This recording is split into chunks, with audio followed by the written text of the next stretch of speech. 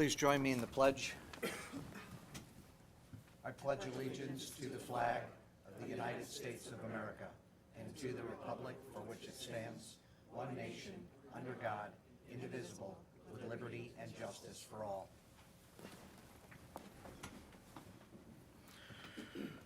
We begin tonight with public communication, item number 3 on our agenda, and we have 2 Regional Water Authority issues that we'll be talking about. The first is the annual report from our rep to RWA, and it's great to have him back in the house. Mr. Slocum, if you would please join us at the table. I would be happy to join you. I love this august body, as you all know. I was going to say it could stand all right. Well, before I got to say hello tonight, I had to decide between long pants or a wetsuit. It's one of those things, you know. So anyway, I appreciate the opportunity to give my annual report, to be followed by some further paint dry watching with the lead copper roll stuff, because it's all very important stuff. So if everyone can hear me, I'll go ahead. I was appointed to the RPB by the Town Council in 2016, and I currently serve as Finance Committee and Executive Committee member. I'm one of 21 RPB members. There is also a 5-member authority, which includes its chairman, Mr. David Bowery. Of course, you know David. And each RPB member represents a municipality, that's 16 towns, that is either served by the Water Authority or with customers, basically, or has land and water resources the authority owns. Some of our direct responsibilities include approve rate adjustments requested by the Regional Water Authority and paid for by its customers, authorize projects exceeding $2 million or more, adopt policies pertaining to land use related to RWA's more than 27,000 acres, name a consumer affairs officers. Currently, our consumer affairs officer is our town attorney, Mr. D'Onofrio. We serve as a link to the cities and towns we represent, facilitating two-way communication between the Regional Water Authority, elected officials, and the general public. And I will report that I do occasionally get calls from members of the public regarding various things. Sometimes it's a broken water line and or something of that nature, and they're told where to go. I think the authority does a pretty good job of communicating now with Town Hall directly on these issues, so that sort of communication is worked out well as well. Water. The Regional Water Authority draws 88% of its water from 10 reservoirs. 12% of its customers get their water from wells in Cheshire, Hamden, Derby, and Seymour. Drinking water is delivered in a network of 1,700 miles of pipes, pump stations, and storage tanks. Fire suppression is another life-saving function the water service provides for our communities, including Cheshire. Water quality. The chief responsibility is to deliver the cleanest and safest possible drinking water to its customers. This is monitored by extensive year-round testing. The water quality meets or is better than the quality standards established by the EPA and the DPH. Each year, the RWA sends to its customers an annual report of water quality. The most recent copy was the 2023 report, which I think you probably got in the beginning of this year. And it looked like this. It goes to all households in Cheshire. At least water company customers, but I think it goes to the town. What's happened for Cheshire? The developers of Stonebridge Crossing have installed water main pipes on their commercially zoned property, and the Regional Water Authority is currently serving residential properties in the development off of Dickerman Road with the promise to be serving many more. They're ratepayers, new ratepayers, which are good for the water company as well. New federal regulations require the Regional Water Authority survey for lead and copper connections on the customer side of the water connection from the utility. That's very different than prior responsibilities, insofar as usually it's at that connection where the water company has its commitment to everything, fixing a pipe, doing whatever it has to, and the other side is the consumer's side. So that's a change. Abatement will follow in a process, and what expense yet to be determined. The Regional Water Authorities currently do assessments of properties beginning in New Haven and West Haven and many other towns, and the greatest impacts are potentially in some of the older cities where there's older homes, older connection systems, and things of that nature, but I don't know that Cheshire would go unscathed. There's a lot of older homes in this area as well. A little bit about what water costs. Drinking water costs the customer about a penny a gallon. It's an incredibly cheap resource. We live in a water-rich part of the country, and the district owns a generous amount of water supply assets. Maintaining the infrastructure is extremely expensive. Consumption declines about 1% every year, and this is projected to hold true for many years ahead. And a lot of that has to do with just water conservation measures that have been instituted in toilets, appliances, things like that that just save a lot of water. When you go from a 6-gallon flush to a 1-gallon flush, that's a big deal. So, and it still works. That's even a bigger deal. What's up and coming? The Regional Water Authority has been able to diversify and expand revenue-generating opportunities over the past 10-plus years. These efforts help the utility offset declining water consumption revenues against a backdrop of ever-increasing operating and capital costs. This also mitigates the impacts of rate increases on ratepayers. Pipe-safe and well-safe protection plans have wide customer acceptance. The Regional Water Authority also has purchased well services companies that serve the southern tier of the state. In other words, it's like they bought plumbing operations, and that's been allowed for by legislation with the state that expands our charter to do these things, with the whole intent of being a nonprofit, but using these revenues to offset and put back into the operations to reduce future costs. By far the most substantial acquisition to date is Homeowner Safety Valve Company, HSV, an affiliate of Aquarian Water Company, completed in July. And this is just a quote I got off the website from Larry Bingham, and he's our CEO, and of course he's reporting to the RPB every month. HSV is a trusted provider of water, sewer line, as well as in-home plumbing protection plans to more than 65,000 subscribers in approximately 100 communities across Connecticut, Massachusetts, and Rhode Island. New Hampshire, oh yeah, I said that right. The acquisition will more than double the Regional Water Authority's service line and in-home protection business now currently offered through pipe-safe protection programs, which many of you may participate in. It's an insurance policy with a cap on what they'll do, but there's a lot of people that find those services beneficial, especially if there's a problem. New water rates. Our new rates coming. As of today, management is scheduling a rate application review with the RPB and will schedule a public hearing for a date in September. I can't give any informed indication of a pending rate increase, although I would strongly hint there will be one. And I know at my last report a year ago, in July, there actually had been an announced rate increase. We're a little behind the 8 ball this year, but it's not because we're anything but busy. Other services. Cheshire residents can utilize Household Has Waste Central at the Regional Water Headquarters building on Sergeant Drive, and there's only really a few left. They're generally at 9 a.m. to noon on Saturdays through October, and online registration is required. And I think the last one is October. We've got the one in September is 9/7. Then there's one on October 5th, 12th, 19th, and the last one will be October 26th. The last thing I wanted to do, and I don't have to spend all this time, going over this, but I included for your interest the fact that the water company is celebrating its 175th year. It's a really old utility. It started up basically because diseases like typhus in New Haven and population centers like that were common. Plus industry was flush with growth. And I know that sounded like a sewer joke, but it was one of those things that became an issue for for the public, and people invested in a stockholding company called the New Haven Water Company, I believe it was its original inception name.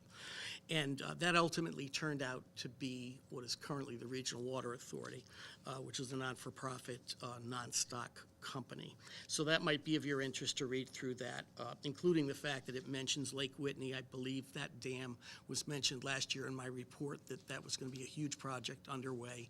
It's currently being some value engineering is taking place by 3 independent teams because it's a big, huge project. They want to arrive basically at the best conclusion, that being the Regional Water Authority.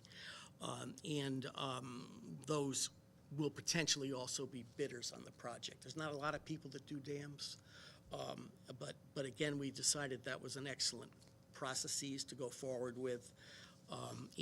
So that is underway. I really don't have any real, timetable on what's going on with that. I do know they're updating the treatment plant across the street in Hamden by that dam.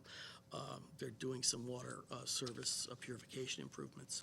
So that ends my report, and I'll introduce colleagues, paid colleagues from the very important water company that are involved in some of the more expansive information they're going to give you tonight on lead and copper. Okay, gentlemen. Thank you for your time. Thank you, Mr. Slocum. Always good to see you. Good to see you. All right, good evening. My name is Kevin Watsey. I'm the Director of Public Affairs for the Regional Water Authority. I'm joined by Tom Barger, who's our Manager of Water Quality. Mr. Slocum stole some of our thunder, but we'll try and follow. That's a tough act to follow there, but we're certainly going to try. So the reason we're here tonight, about a month and a half, 2 months ago, we met with Mr. Kimball to talk about our efforts to comply with the new lead and copper rule revisions, which Mr. Slocum referenced a little bit. So tonight we'll kind of talk about what those revisions are, what the requirements of the revisions are, and what the RWA is doing to comply with these new revisions, as well as the timelines that we have to abide by, and what the impact is going to be on certain residents in town. So with that, I'm going to turn the mic over to Tom, who's going to talk a little bit about the lead and copper rule. Thank you, Kevin. Again, Tom Barger, I'm the Manager of Water Quality with Regional Water, and I just want to take a couple of minutes to briefly kind of update you on the lead and copper rule and what brings us here this evening. So the lead and copper rule is a regulation from the Environmental Protection Agency. It has been in place since 1992. The Water Authority has consistently complied with this regulation with really no trouble or no difficulty. Every 6 years, any federal water quality regulation goes through a mandatory review process, right? It allows regulators to take advantage of advances in science. So you can update the regulation as time moves forward. The lead and copper rule is no exception to that. It has undergone a series of minor revisions over the years of little consequence. However, post-Flint, when the most recent revision was originally designed to be released, because of the lessons learned through Flint and other large municipal water systems around the United States, that revision was withheld and withdrawn for further work.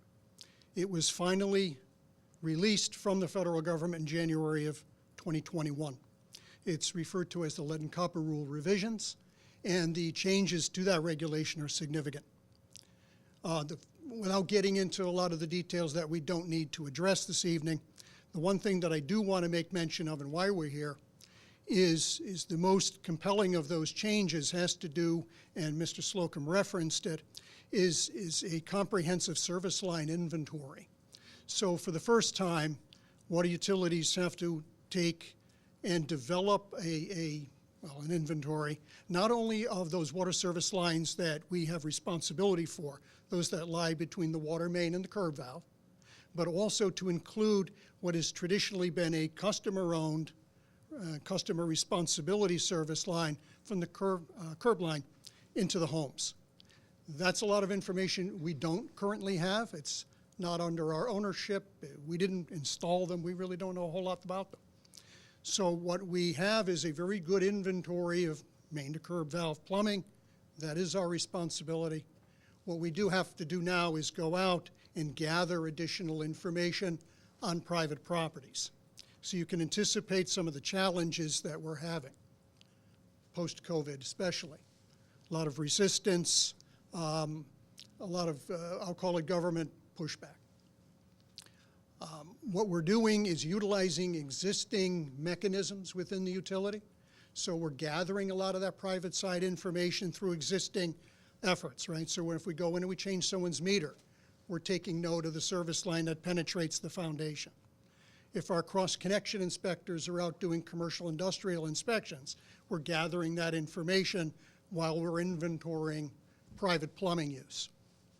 We're also gathering information during the normal course of business when we're in the street working. If we're repairing leaks, if we're upsizing water mains, any opportunity we have to gather and put eyes on that private side service, we're grabbing that information. Kevin's group has published a self-identification mechanism through our website where homeowners can go, have access to a QR code, go into their basements, follow a step-by-step process, identify those lines that come into their own homes, upload that information, and that provides us with information that we can use as well. But one of the other things that we're doing, and let me step back for a second, everything that we're doing currently, we're doing as a matter of course. You know, as that information comes to us or the availability to gather that information comes to us, we're taking advantage. But due to the way that this regulation has been written, we don't have enough time to wait for all of that information to come to us, you know, during the normal course of business. So we have to go out and proactively solicit this information. And I'm going to hand it back to Kevin in a second, but what we're doing there is going out through a vacuum excavation process and kind of intervening and gathering that information. So I'll turn the mic back over to Kevin and explain some of the details of that. Yeah, thanks, Tom. So as Tom said, the vacuum excavation is really where kind of the rubber hits the road for what we're trying to do. We've partnered with a couple of external contractors, CDM engineers, and a company called Trinex, who has a machine learning program that will actually be able to take information that we put in and extrapolate what an entire area looks like. So what we're doing in other towns, and we will begin doing in Cheshire in the next few weeks, is this vacuum excavation. So the computer program has identified about 150 or 175 locations in town where it thinks it would benefit us to do this vacuum excavation. So what is vacuum excavation? What we're doing is the addresses that have been identified, we're going to go out, do all of our utility markouts, but we're going to find our curb valve, and we're going to dig two small holes at the curb valve, one on what you call our side, which is main to curb, and one on the customer side, curb to house. And we're actually going to look down into the hole, we're going to clean the pipe off, and we're going to take notes about what we see down there. The hole is 10 to 12 inches in diameter. It's as deep as it needs to be. Some places it's 4 feet deep. I was at one location in East Haven that was 8.5 feet deep. So we go out, we do that. It's all done in about an hour and a half to 2 hours per address, the two holes, and it's the gentlest way we can do this. So we have a video on our YouTube page, but we just take the sod off the top, and then we use a vacuum to suck all the dirt out. And if the dirt is too compacted, we use an air gun to loosen the dirt so that the vacuum can suck the dirt out. So there's really very little chance that anything will be damaged in this. It's a very gentle way. Once we identify the pipe, we use clean fill in the holes. We put the toupee of grass back in the hole, and we move on to the next location. And the way we're communicating this to folks is multiple steps here. So pretty soon, folks in town that live in the neighborhoods that we're going to be doing this vacuum excavation are going to get a letter from us. We call it the 30-day letter, but it's more like a 20-day letter. And it's a general letter that just says the RWA is going to be in your area doing this vacuum excavation to identify the service line. If you are chosen to have vacuum excavation, you will receive further communications. So the folks who are chosen will get a door hanger 3 to 5 days before we actually roll trucks onto the street, letting them know that they've been chosen to do vacuum excavation. There's a phone number on there if they want to call us and ask questions about what's involved, if they want to call us and opt out. Very few people have opted out. We've gotten some calls saying, I'd rather you not dig, but you can come in my basement and take a look for yourself. We've done that. We have neighbors coming out and saying, can you dig at my house too? But very few people have actually shut us down completely. So we leave the door hanger. The day we roll the trucks, we show up, spend an hour and a half in front of your house. And then with the homeowner, we'll leave another door hanger that tells them what we found. If we found copper, plastic, brass, we'll get a door hanger telling them that. If we find galvanized or lead, which the government considers galvanized lines to be may contain lead, we'll leave them a door hanger that lets them know that, but then we leave them an additional letter with more information about what they need to know. And I did bring a few packets that have examples of all of these communications that I'll leave here. The letter that we leave with folks that have lead or galvanized, it's 2 pages. There's a lot of information in it, but to summarize it in a few short points, the most important thing in the letter we tell people is you don't have to worry. The RWA for 40 years or 30 years has used corrosion control protocol. So we put a phosphate in the water that actually coats the pipe so to prevent leaching of lead into the water. Like I said, we've been doing it for decades. It's proven science. As Tom said, we have always been in compliance with the lead and copper rule. It works. The protocol now is we test houses that we know have lead lines or galvanized lines. So the theory being if they're free of lead, then everybody else is fine. And that's where we're at. So the letter, first and foremost, tells people you don't have to worry. You may have a lead line, but we've been protecting you. We will continue to protect you. But here's some steps you might want to take if you feel like you need to reduce your exposure to lead. Flush your lines in the morning, things like that. The ultimate goal is to replace all lead lines. We're not there yet as far as having a plan because you got to know where they are before you know what you need to replace. So right now we're solely focused on creating this inventory, which we have to submit an initial inventory to the state in mid-October. And coming off of that submittal, we then have to notify customers in our service territory about what kind of pipe they have. So if it's lead or galvanized or unknown, if we just don't know yet, we haven't gotten you yet, we have to let them know that we don't know what kind of pipe you have right now. We're going to direct them to our website to do the survey. And again, we'll reassure them that if you have lead or we don't know that you're still fine.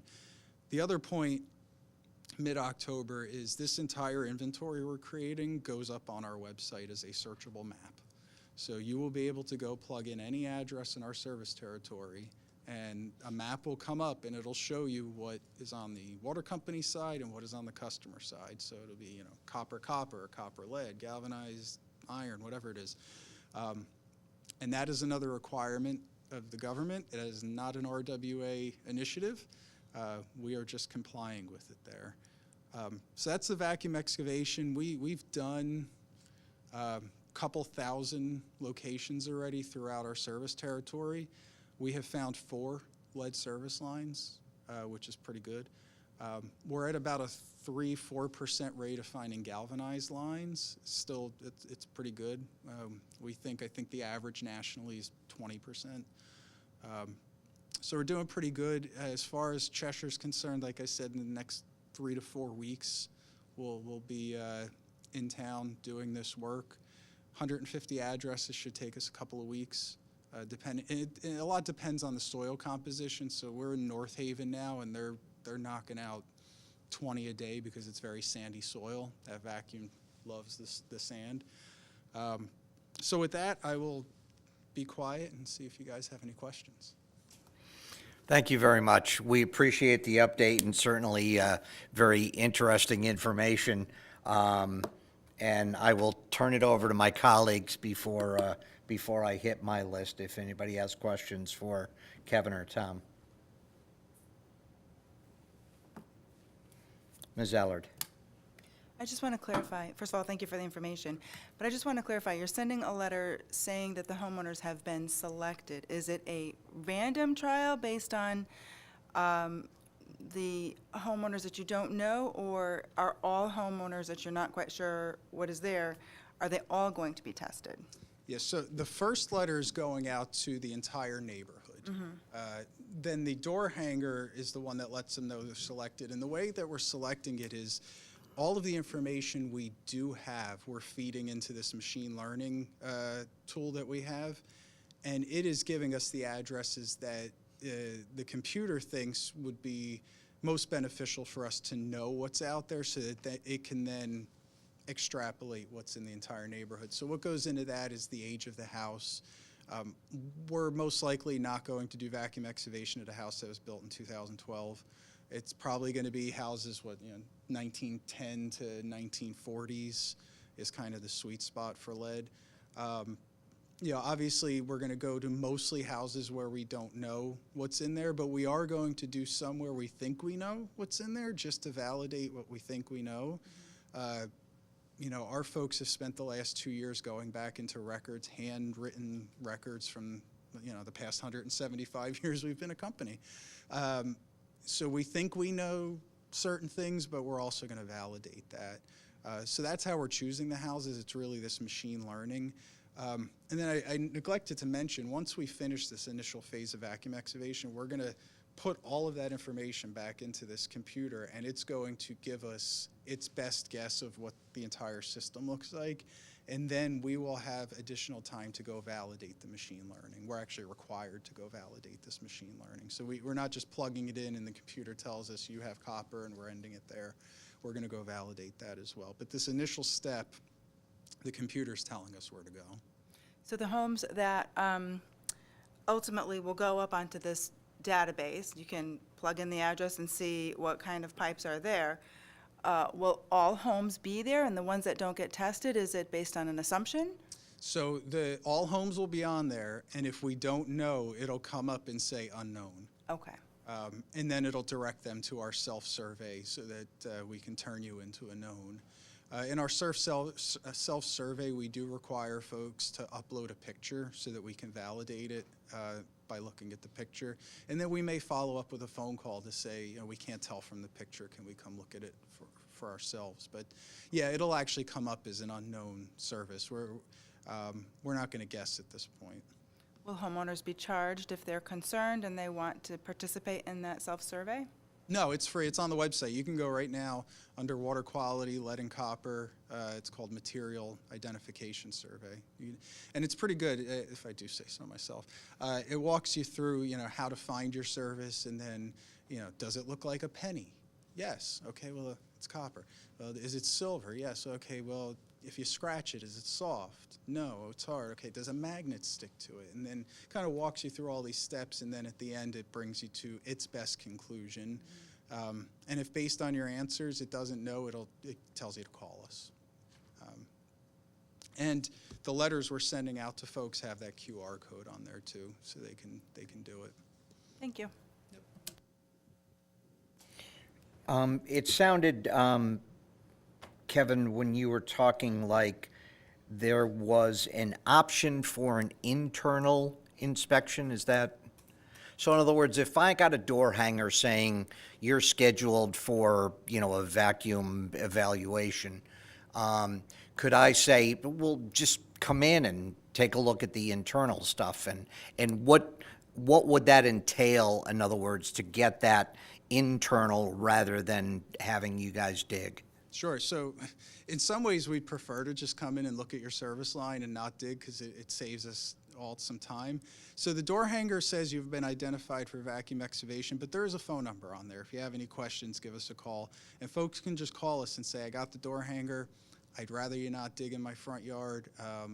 I'd rather you come in, and we'll set up that appointment. One thing I forgot to mention too, our goal is to stay in the public right-of-way and to just dig in grass.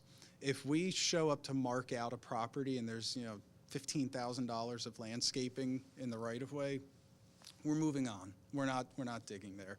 So we have a list of priority locations, but we also have a secondary list. If A doesn't work out, we go to B. We don't want to replace landscaping. We're not going into the road. In some circumstances, we may go into sidewalks, but those are last resort. And if we do open a sidewalk, we will replace the entire slab. But that's a last resort. But yeah, we would prefer if folks let us into our house. But as Tom said, with COVID, people don't want us in their house.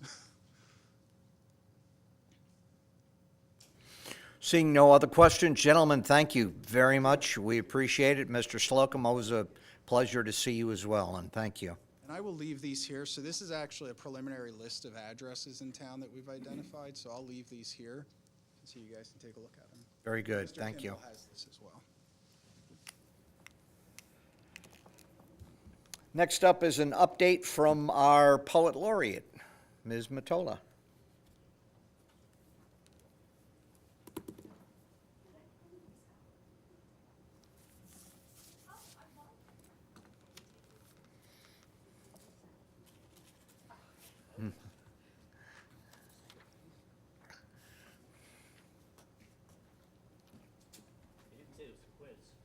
Be careful when you invite me here.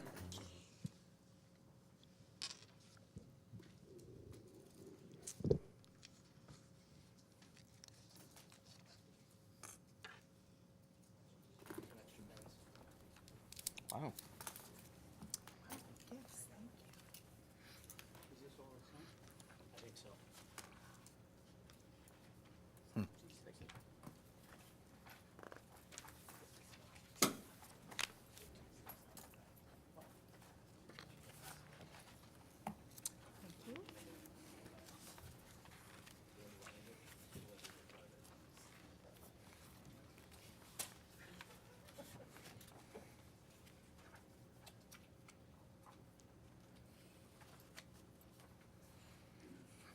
The floor is yours. Thank you. Can you hear me okay? Yes. All right, so good evening, everyone. I'm Pat Matola, your Poet Laureate, and I'm really happy to be here to let you know that Cheshire's Poet Laureate is on a roll. So in the handout I gave you, and on page 1, I list poetry events and readings that have recently been completed, and on page 2, those that are upcoming and in progress. On page 2, I list my plans for the coming year, 2025. It's very ambitious, but I have the support of so many of the townspeople that I've been talking to, as well as local farms, businesses, and of course the Coalition for Sustainable Cheshire, of which I'm on the board, and I am the arts component in particular. I'm very pleased that I've been asked to help out with poetry projects or poetry ideas that some of our citizens are excited about. And you'll see some flyers in your packet. I create 99% of the flyers and I print them. You can see miniature versions of them at the end of your information packet, but the regular flyers look like this. They're full size and they have more information on them. And I post them around town. I would like to post some in the town hall, or maybe you can post some of the mini ones you have around town if you'd like, so that everyone can see that these free events are yet another of the services that Cheshire offers its residents. And as president of Connecticut Poetry Society, I can send publicity to our 300 members and hope they too will spread the word and people will come to Cheshire for these events, patronize our restaurants and our businesses. The library is giving me a Poet Laureate page on their site, and I'm hoping that I can get a prominent page on our town website as well. I'm going to talk about page 1 just a little bit. So Cheshire's Summer of Poetry, and I'll start with the upcoming, where there's going to be a reading at Riverbound Farm in Cheshire. Ball and Socket on August 30th. It's going to be a spectacular event.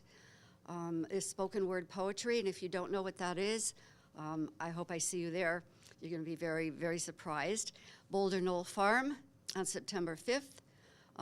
I'll be at the Cheshire Fall Festival on the 14th, and then another event at Riverbound Farm on the 22nd. On page 2, on the 17th at the library, I'm hosting a talk called Poetry for Non-Poets. So maybe I'll see you there. Yes, I know. And then on April 12th, 2025 now, Connecticut Authors Book Fair and poetry reading. So April is National Poetry Month, so we definitely want to have some events for that. And April 24th is Poem in Your Pocket Day, and you'll find out more about that. On January 9th, I'm hosting a writing workshop about poetry of place, that is where you are from, places that mean something to you. And I won't read every single one. Some of them, the rest are ideas in progress. I do have contacts with people who will help me with this. I think at the very end, there's something called a Favorite Poem Project Anthology, and I would like to put that together, featuring poems, favorite poems from Cheshire citizens, including town council members, town businesses, town employees, Cheshire Police Department, Fire Department, etc. So my goal is to get all Cheshire residents involved and inspired. My biggest challenges right now are publicity and advertising because, as you know, the Cheshire Herald isn't the Cheshire Herald. So, okay. So you'll see that I'm including all Cheshire citizens of all ages, from K through 12, senior citizens, and if you especially note the Favorite Poem Project Anthology, if this gets off the ground, it'll be available for sale in Cheshire and elsewhere, with all the profits going to organizations in town like the Coalition for Sustainable Cheshire, so that they can continue the very important work they're doing for our town, as well as help promote the poetry events. I would very much like to include you in the anthology. So I guess you can say I'm giving you a homework assignment, but you have several months, probably 6 months to do it. It's not meant to terrify you. You will still have many months to think about it, and I will help you. I put in a couple of sheets about this favorite poem project that Robert Pinsky started back in 1997.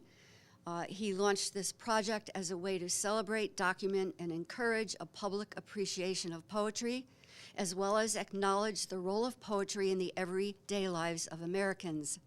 The project called for Americans to share their favorite poems with the nation.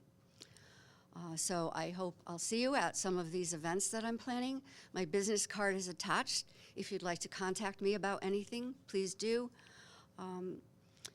I thank you for having me, and are there any questions for me? Colleagues? Just a comment? I just want to thank you, Pat. All this work that you have done, and all of these places in town, Boulder Knoll Farm, Ball and Socket Arts, Riverbound Farm, that you're bringing attention to all these beautiful places in town as well with the beauty of poetry. Thank you for all the work you're doing for the town of Thank you. Cheshire.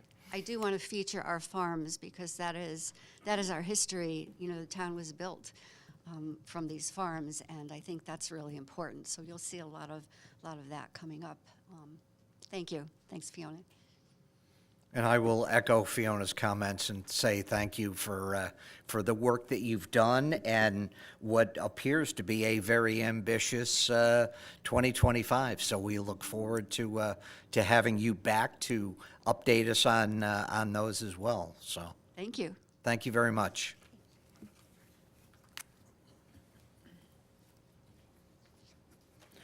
Move to item 3D, which is the opportunity for public comment. Anyone from the public that would like to address the council may do so at this time.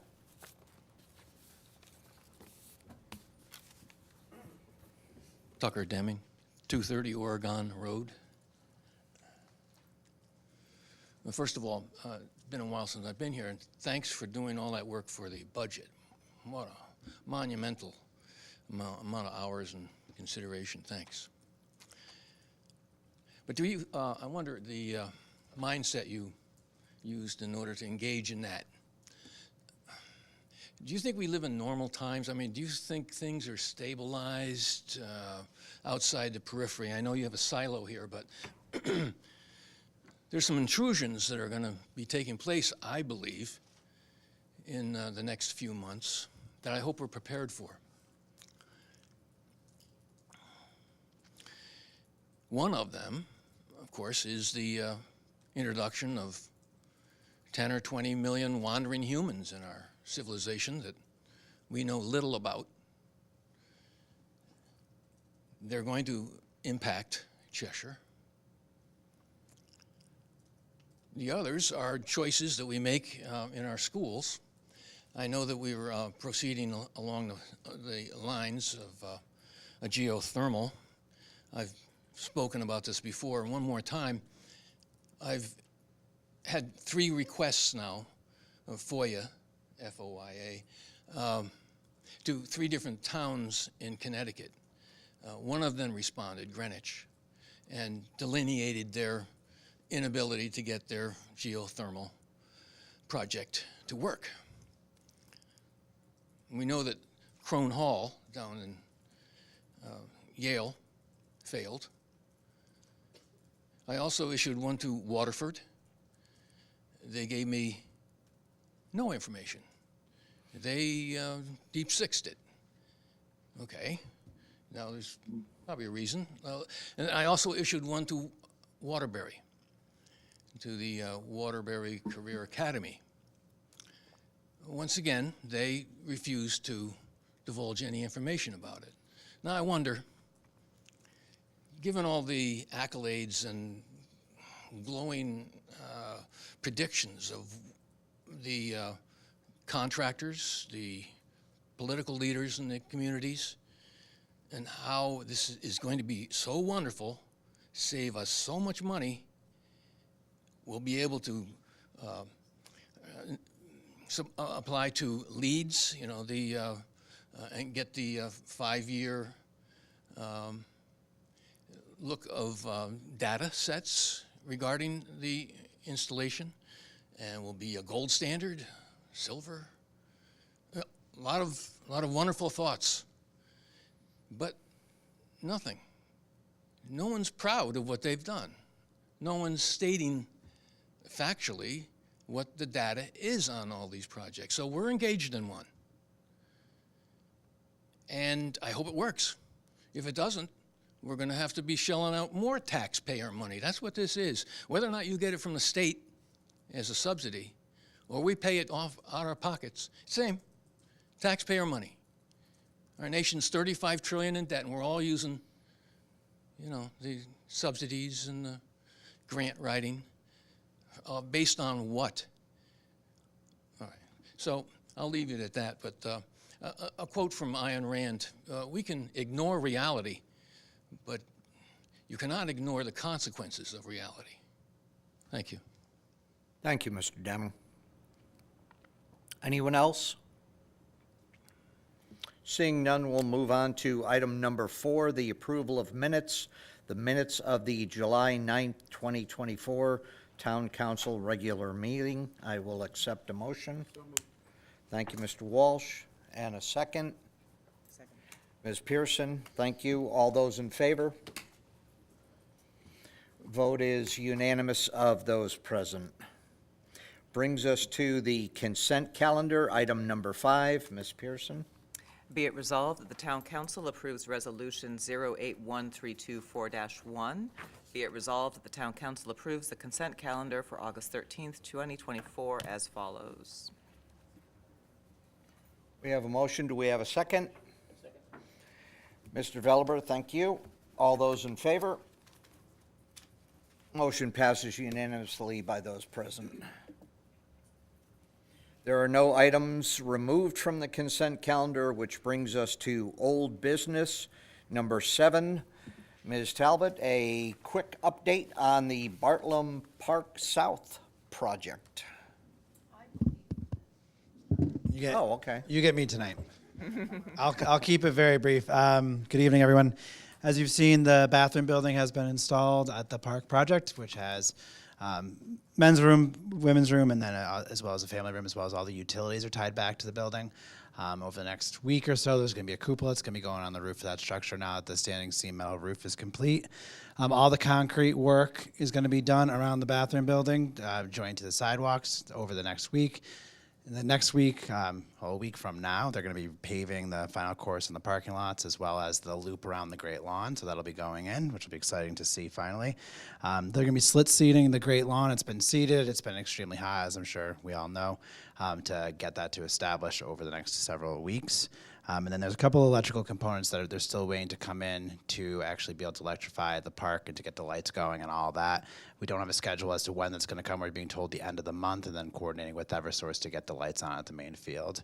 Band shell, the shop drawings are underway. We're waiting for those to come in, and then once that's done, we're going to be able to get that ordered, to get the fabricated, to have that be installed this construction season. So that's Bartlam. I'm happy to entertain any questions. I've been going to the job meeting, so I know a little bit about it. Mr. Malone? Just had one, Andrew. I don't remember, and I should remember this. Did we irrigate the Great Lawn, or is it not? Yes, the irrigated? Great Lawn's irrigated, as is the picnic grove out to. So even with the irrigation, we struggled?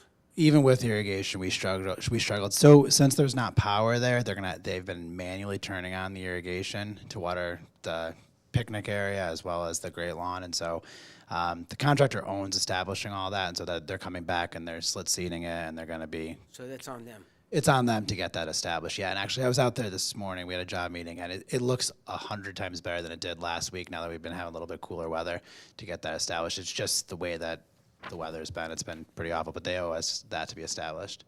Thank you. You got it. Mr. Walsh? Thank you, Andrew. Yep. Just on the parking lots being paved, I know that with the Fall Festival coming up, the use of those parking lots, will they be available or not available? I know that we're not doing we're going to continue on the old lawn, but. Yeah, we're from the job meeting today. They're not ready to make that determination yet.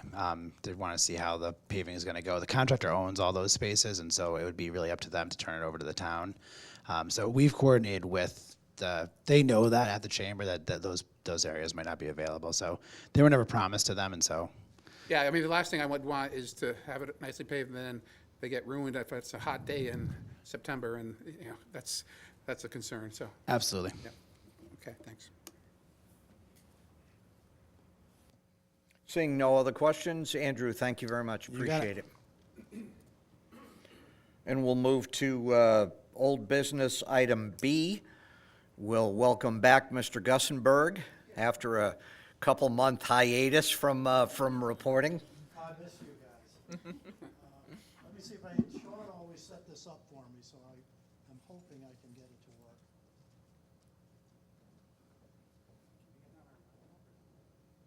There we go. No. Your new town manager. Yeah.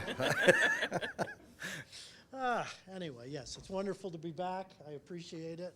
I want to thank Greg for sitting in on me for He did a very good job. last couple of months. A couple of things. Our Phase 2 construction plans are moving along. We have the final plans in at this time. They're going through a series of reviews and will be done soon. September 12th is a meeting set up, a joint meeting between the Next Generation School Building Committee and the Board of Ed to approve those plans and move them on to the state. September 25th for Norton School. And we have two meetings set up with the state, September 18th for the North End, October 2nd for Norton. And if the present schedule stays as is, we will be going out to bid in late October with construction beginning in late December. So we're moving right along and very pleased with what we have so far. Phase 1 construction is moving along. And I just did a few pictures for you so that you could see. Just to remind you, Phase 1 construction at Norton School entails doing the play areas in the front of the building, which will become their playground while we're building in the back, and doing the access road from Sharon Drive, and along with some early procurement that we're doing. And that's how it looks. The green area in the front is that play area. Right behind the building, there's just an access road that will continue to allow emergency vehicles access to the old building when we fence off for the new building. And then the upper right-hand corner is the access road from Sharon Drive. That access road will be used by the construction crews during construction. It'll be used by the teachers while we're taking down the old building and doing the new parking lot in front, and then that will be closed off for emergency vehicles only. So just a few pictures. This is that emergency drive right behind the building.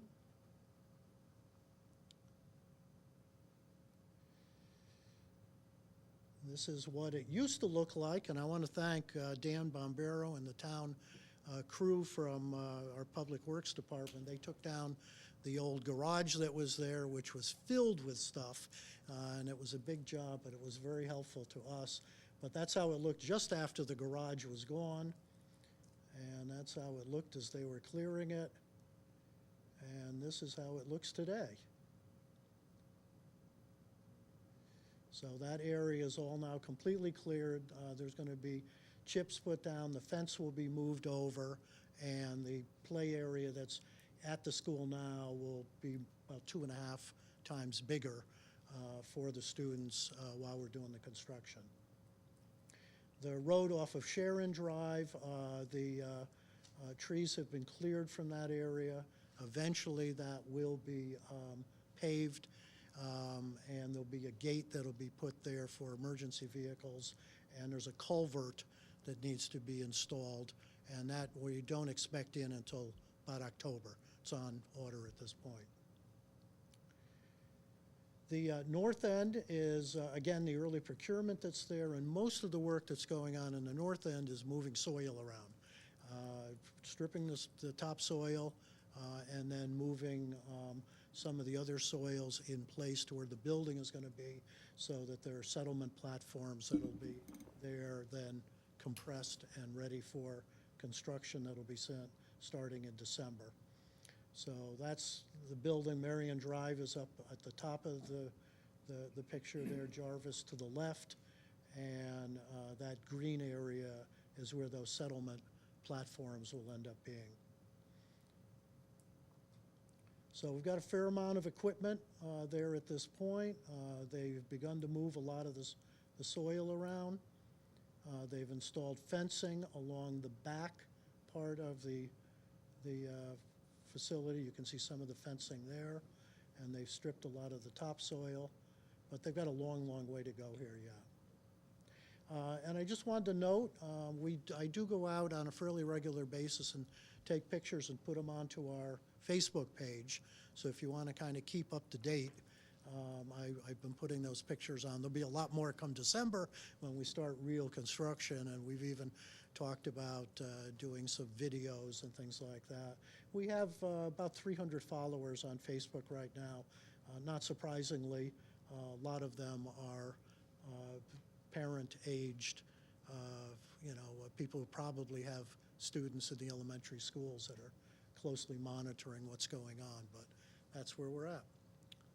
And that's all I have, but I'm more than glad to answer any questions you have. Mr. Walsh.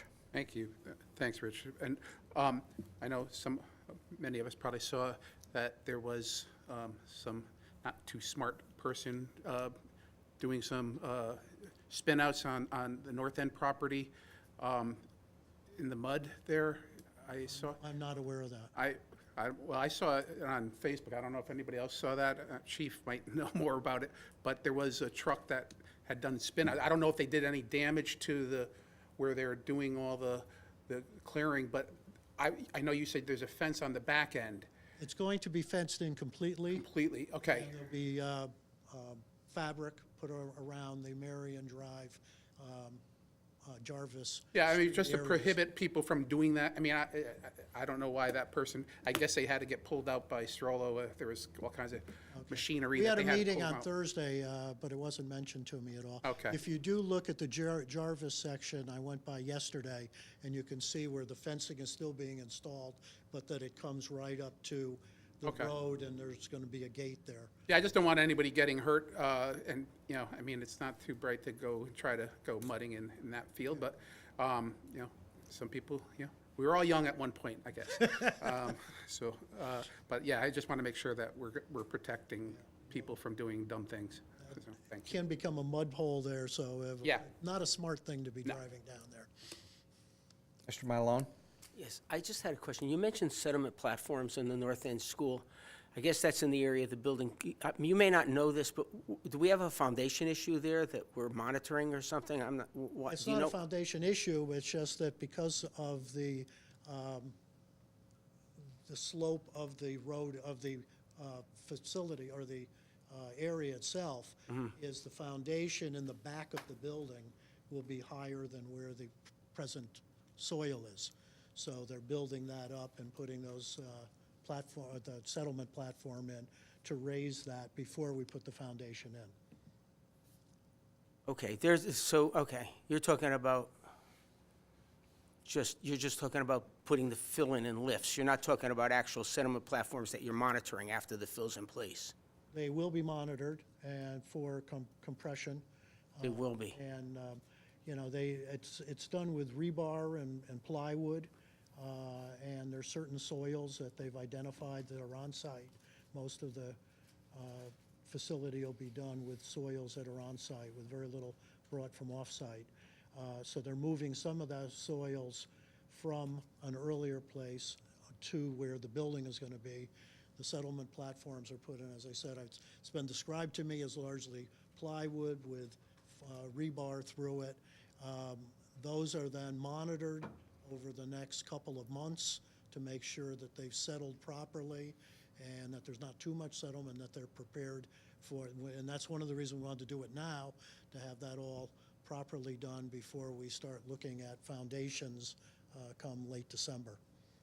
Okay, thank you. Anyone else, questions? Rich, the gate location on Sharon, where is that going to be in relation to the culvert? It's in, you have to drive in, I forget exactly how many feet, but I think it's like 20 feet.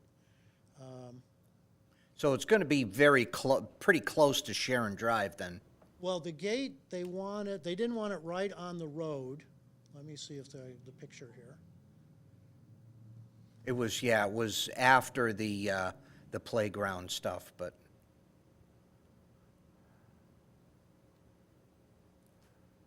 So it's in that upper corner.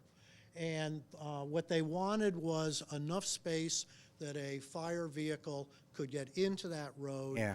push the button, open the gate. Okay, So it's got to be in far enough that the fire truck can get in there and not be blocking the road.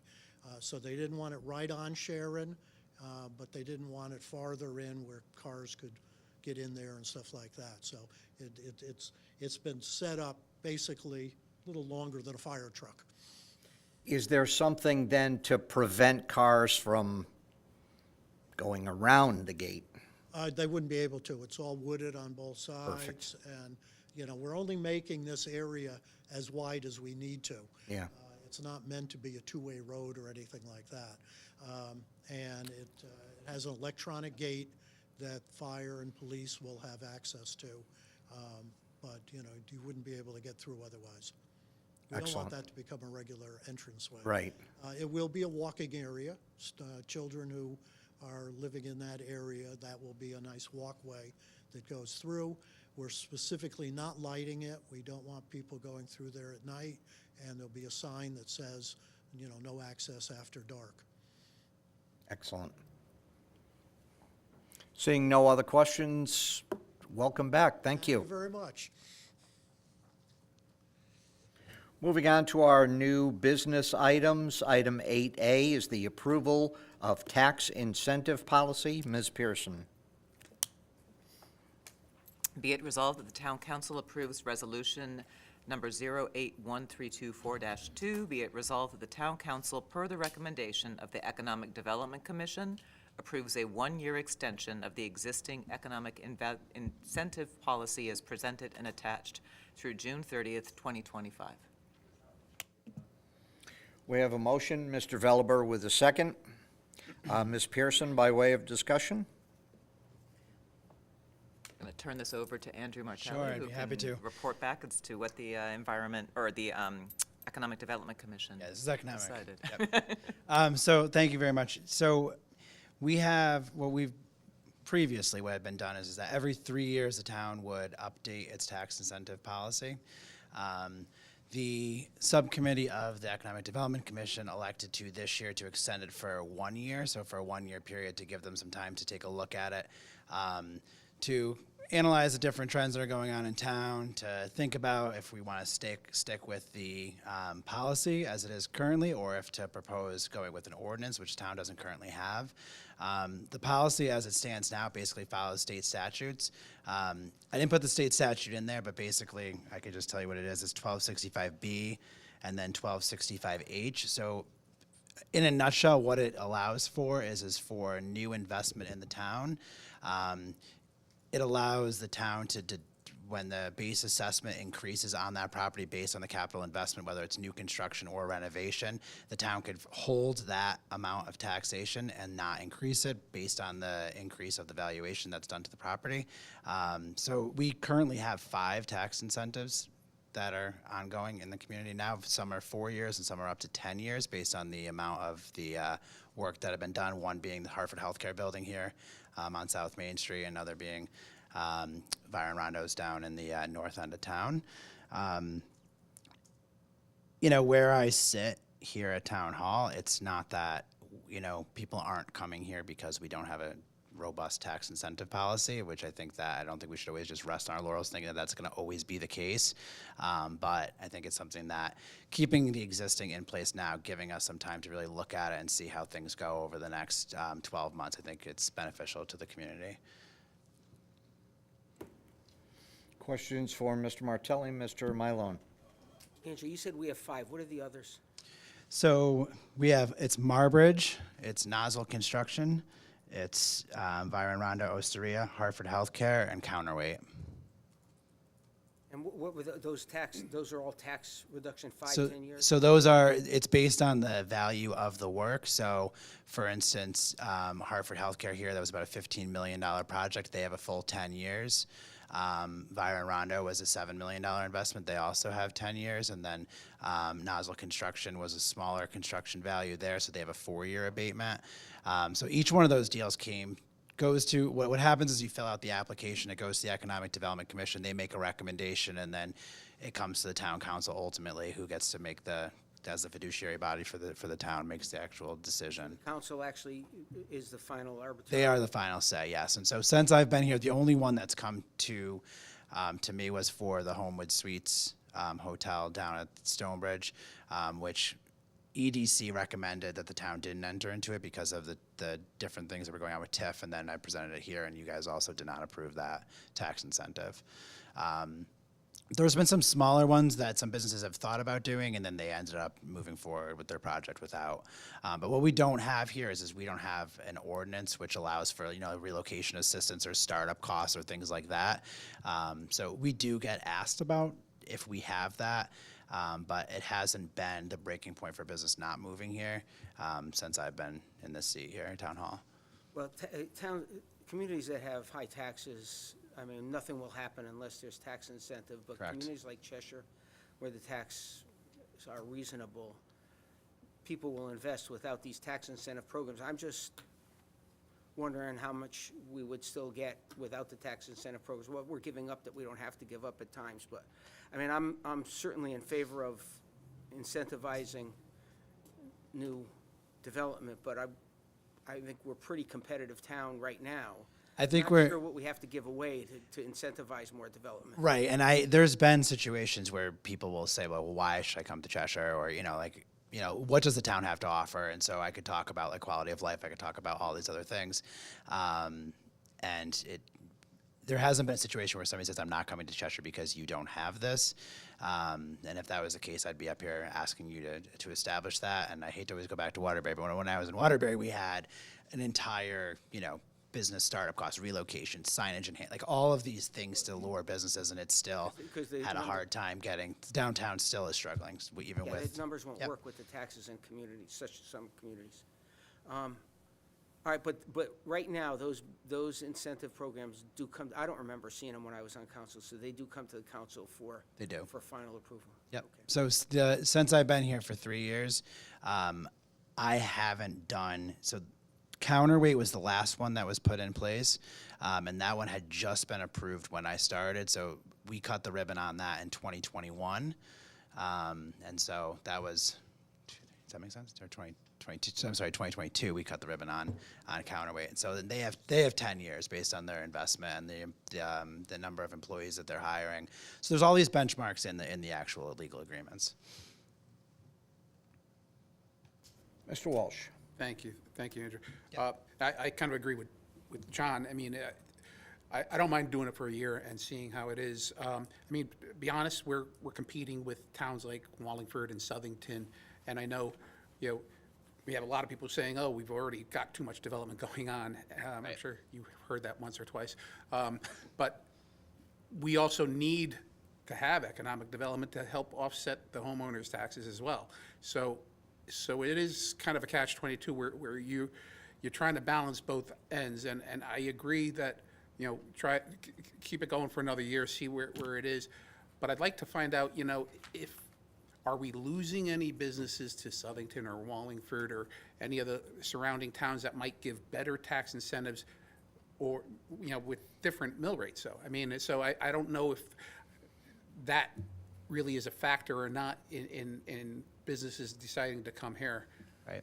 I mean, I can tell you we are losing businesses to other communities because we don't have available zoned land for it. I've seen 2 manufacturers that I worked with, and I tried to get them here, and one of them went to Watertown because they had a 15-acre shovel-ready site with city water and city sewer. They're building a 100,000 square foot building and employing a couple hundred people, and we lost that because we didn't have anywhere to put them. No, that's a whole nother. Yeah, we could talk about that all night. So there's a lot. I mean, we're very fortunate as a desirable community. People are coming here and they're looking for land to do things without even having a robust tax incentive policy today. I can't say that's going to always be the case, but that's what it is today. Ms. Pearson.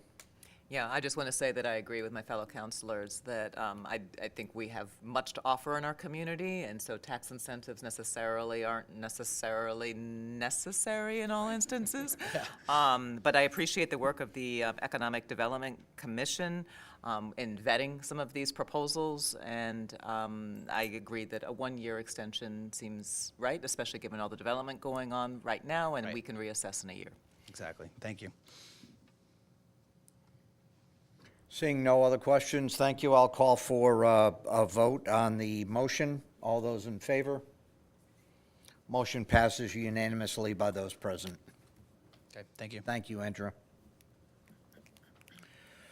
Item 8B is the approval of bid waiver for upgrading the UV treatment modules at the wastewater treatment plant. Ms. Allard.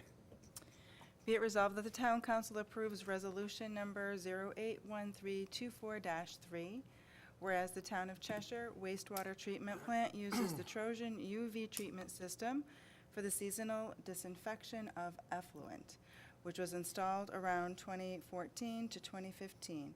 And whereas this is the proprietary system that was installed with the town's wastewater treatment plant upgrade and can only be outsourced to Trojan Technologies. Now therefore be it resolved that the town council pursuant to section 7-8C11 of the town charter approves a waiver of bid for the purchase of said UV treatment modules. Thank you, Ms. Allard. Thank you, Mr. Walsh, for the second.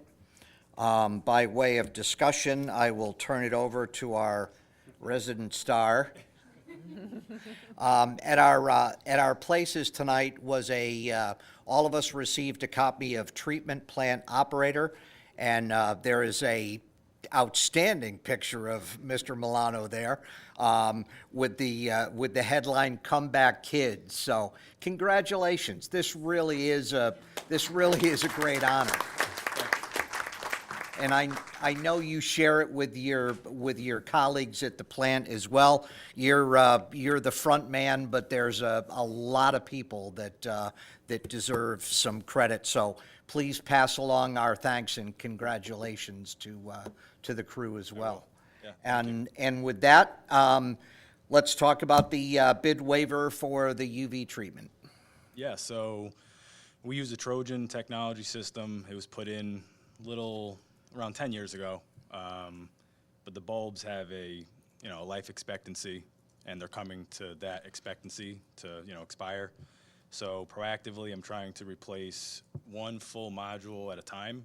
We have 4 modules. You have 2 per channel. We could fully disinfect on one channel. So this replacement would be half of one channel, and my plan is to hopefully do 1 full module per year for the next 4 years. This will be purchased out of the in-kind money that was approved on the capital for this year.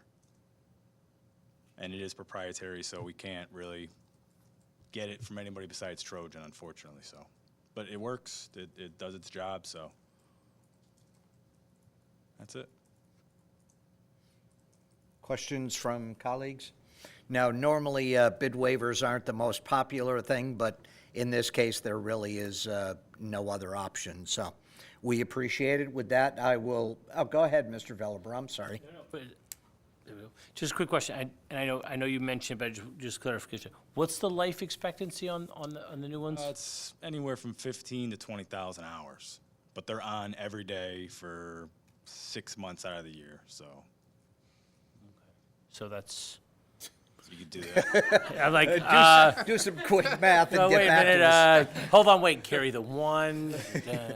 So no, I'm just trying to, because obviously by the time we get done, the first one is going to be 4 years or at least 3 years into that life expectancy. So I'm just trying to figure out, is it going to be once you get through the 4 years, are we going to be looking at getting the first one replaced? Is there going to be a gap there?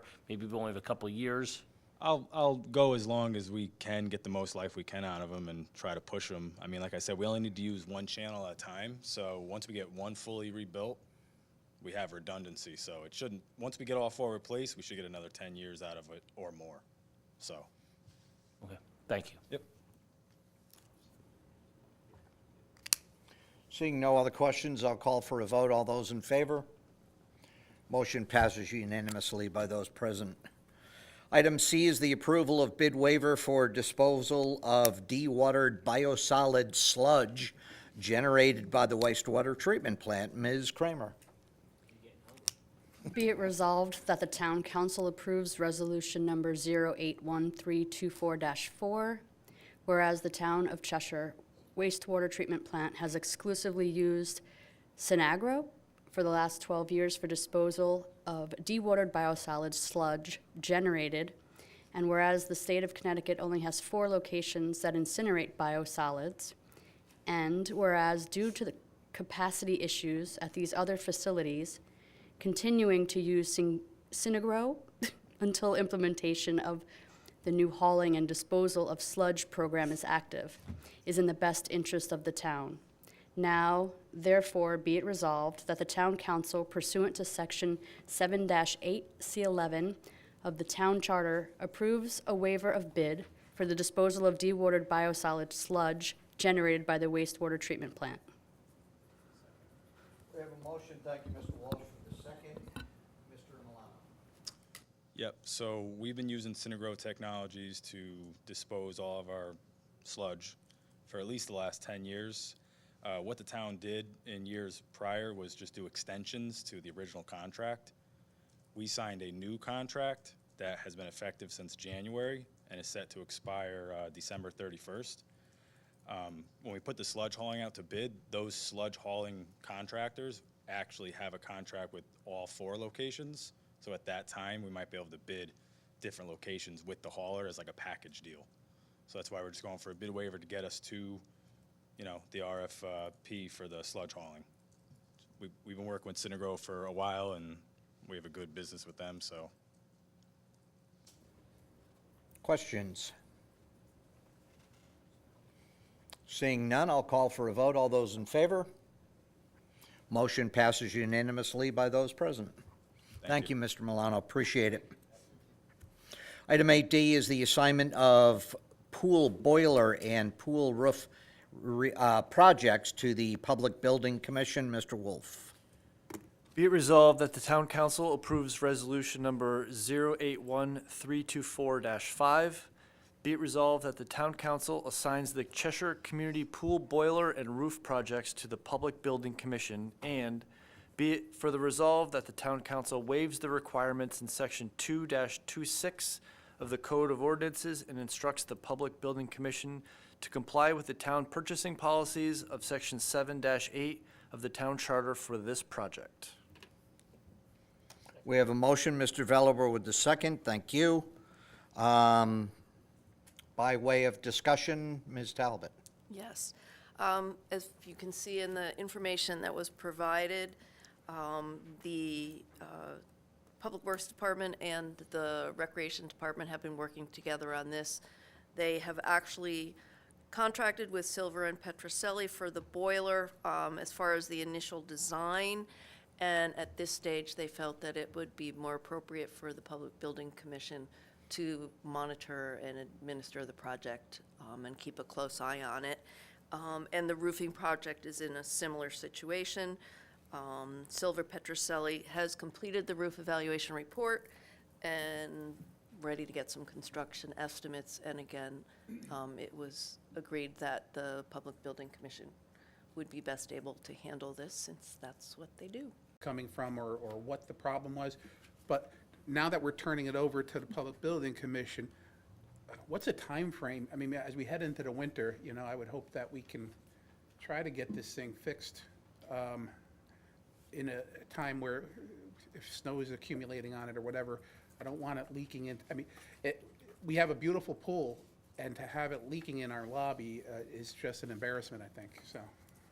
What we could do is if the council does agree to refer these to the PBC, we can report back to the council after the PBC meets on this first and give you an idea of the timetable and what their plan is. Further questions? Mr. Malone.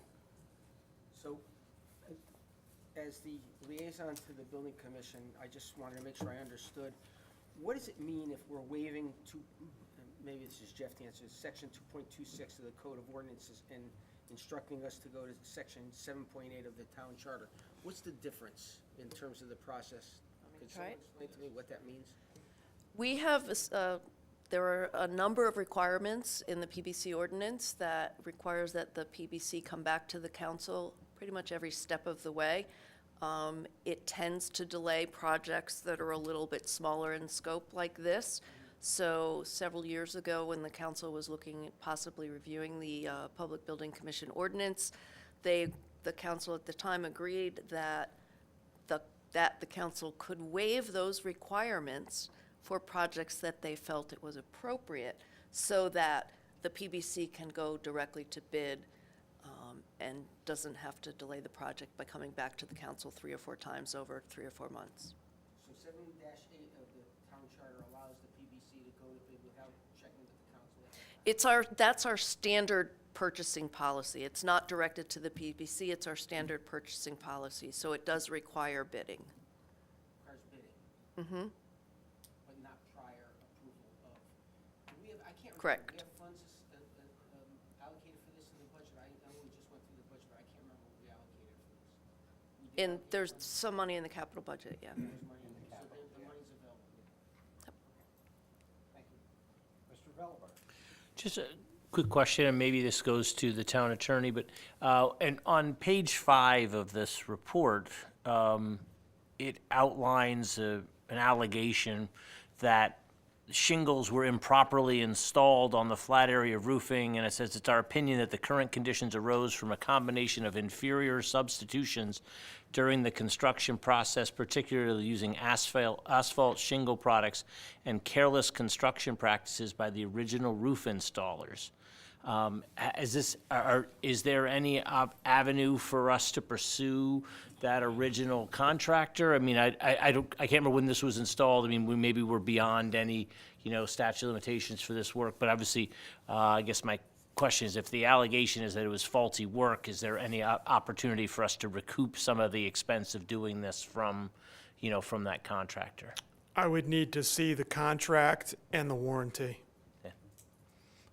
Gotcha. But I'm just saying, because I mean, obviously, it's something we may want to look into, just because obviously Silver Petrocelli is alleging that this is caused by bad installation, so. Yeah, I don't know when the installation was. I believe we looked into this and the warranty was passed, but I will confirm. Okay, thank you. And I believe we had discussed this at another meeting, where I think the cost of going after them versus the cost of the roof itself would probably exceed what. We'd have to do it, it would be a lawsuit rather than a call. Right.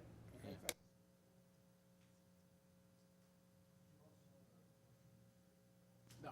Okay. Anyone else? Seeing none, I'll call for a vote. All those in favor? Motion passes unanimously by those present. Item number 8E is a call for a public hearing for new section 16-6, Fats, Oil, and Grease Fog Management Ordinance. Mr. Veliber, if you weren't hungry before, you will be now. Be it resolved that the Town Council approves Resolution 081324-6. Be it resolved that the Town Council will hold a public hearing at 7 p.m. on Tuesday, September 10th, 2024, in Council Chambers, Town Hall, 84 South Main Street, Cheshire, Connecticut, to consider a new Section 16-6, Fats, Oil, and Grease, FOG, Management Ordinance, and be it further resolved that the town manager shall cause a notice of said public hearing to be posted and published according to law, and be it further resolved that the date, time, and place, or any further postponements thereof shall be determined by the town manager with the approval of the chairman of the council. I have a motion. Do we have a second? Second. Ms. Allard, thank you. Any questions on the call for public hearing? Seeing none, all those in favor? Motion passes unanimously by those present. Item F is the acceptance and appropriation of $36,557.01 from the National Opioids Settlement. Ms. Allard. Be it resolved that the Town Council approves Resolution number 081324-7. Be it resolved that the Town Council hereby accepts and appropriates $36,557.01 from the National Opioid Settlement to the Human Services Special Revenue Account for the continuation of the opioid remediation plan as approved by the Town Council. We have a motion. Mr. Veliber with the second. Thank you. Ms. Allard, do you want to do the discussion, or Ms. Talbot? You guys can flip for it if you want. I will pass it to Ms. Talbot. Okay. As you can see in the packet, there were additional monies that were received under the National Opioid Settlement, CVS, TEVA, there's a couple of them, totaling $36,557. To date, we have received, the town has received over $236,900. We've either spent or encumbered $55,322, which leaves a balance of a little over $180,000. This money is being used primarily to pay for 50% of a substance abuse counselor, which was a new position that the council had added a couple of years ago. With the funding that we're getting, we will be able to continue to fund this. This money is not limited to fiscal year. And it will also enable the Human Services Department to continue to do some substance abuse programming. And we look forward to actually getting some additional monies in the next couple of months, 6 months or so. Questions? Seeing none, I'll call for a vote. All those in favor? Motion passes unanimously by those present. Item number G is the acceptance and appropriation of an additional $200,000 from the HUD CDBG Small Cities Grant Program for the Housing Authority Beachport Project. Ms. Kramer. Be it resolved that the Town Council approves Resolution Number 081324-8. Be it resolved that the Town Council accepts and appropriates $200,000 of additional CDBG Small Cities Grant funding for the Housing Authority's Beachport Project, bringing the original 1.5 million grant to 1.7 million. And be it further resolved that the Town Council authorizes Town Manager Sean M. Kimball to execute any and all necessary documents associated with this grant. Thank you, Ms. Kramer. Thank you, Mr. Walsh, for the second. Discussion, Mr. Martelli. Good evening once again. So this is an additional $200,000 that's being applied to the ongoing Beachport renovation project, bringing the contract value from, the state funding value from 1.5 to $1.7 million. So this project was originally funded under a Small Cities Grant from 2020.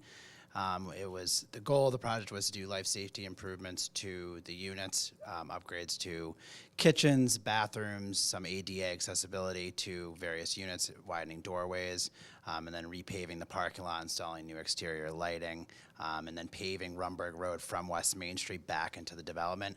Certain items had to be value engineered out, as we all know. Between 2020, there was this little pandemic that took place.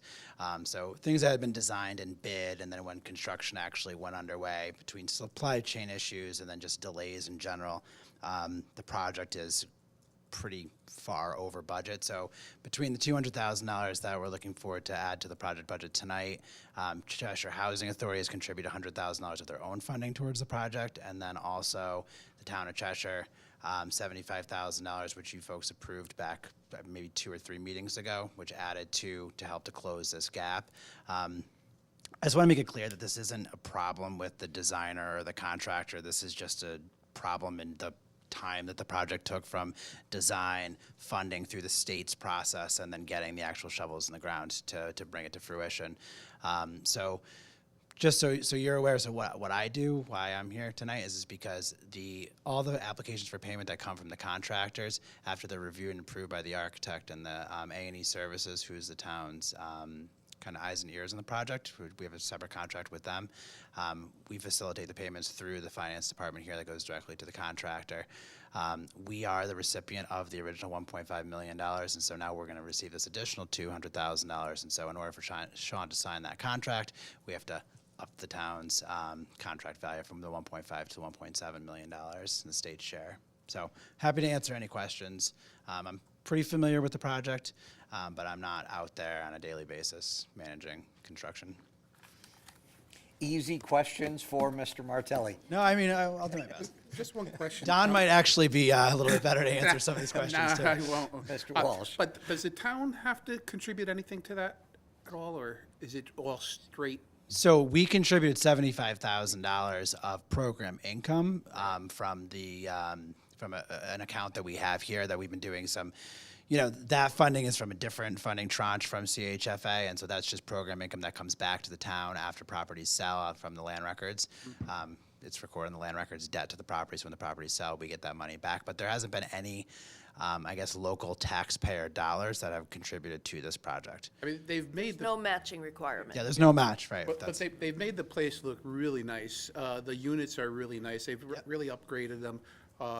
I think the people who live in them are proud to live in them. I think it's with the sidewalks now and the paved driveway and everything, and I give them a lot of credit for all the hard work they put into getting this to where it is today. So I think it's great that we were able to get the extra 200 to help finish off what they need to do. Yeah, and I could also, Don, I appreciate that. And, one of the things that has been interesting through the value engineering process, they're not cutting out like fancy items here. They're trying to really bring this project to benefit the residents. And like a lot of the units, as you said, like they've been going through replacing kitchens and upgrading bathrooms. I mean, a lot of the work hasn't been touched since the 70s. And so it's really benefiting some of our residents that have the most need.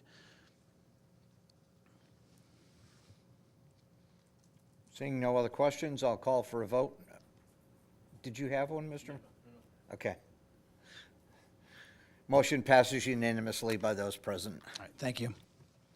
Thank you, Andrew. Item 8H is the approval of the Connecticut DOT Master Agreement for readjustment, relocation, and/or removal of utility facilities on highway projects. Mr. Wolf. Be it resolved that the Town Council approves Resolution Number 081324-9. Be it resolved that the Town Council hereby approves the Connecticut Department of Transportation Master Agreement for readjustment, relocation, and/or removal of utility facilities on highway projects. And be it further resolved that the Town Council authorizes Town Manager Sean M. Kimball to execute this agreement pursuant to the terms and conditions as presented and the approval by the town attorney as to form and function. We have a motion. Do we have a second? Mr. Velber, thank you. I'm going to actually call upon Mr. D'Onofrio, if I can, for this one. I assume that we did the DOT agreement at our last meeting. I assume this is along that same vein? It is. It's a master agreement that the town enters into every 10 years.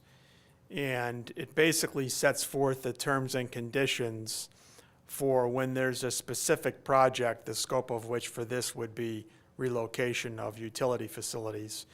The state issues a project authorization letter on a project-by-project basis with specific scope and dollars. So the master agreement just sets forth the terms and conditions that apply to all those specific projects when they come to pass. I mean, it really, these agreements really only present operational challenges. And so the way that we've always dealt with them is to incorporate them into the contract between the town and the contractor that's hired to do the work and pass through all those various regulatory obligations to the contractor. But yeah, this is standard. Every town has them. And in order for you to qualify for funds under the programs, again, this is a very narrow scope type of agreement, but it's kind of a take it or leave it deal. Thank you. Questions? Seeing none, I'll call for a vote. All those in favor?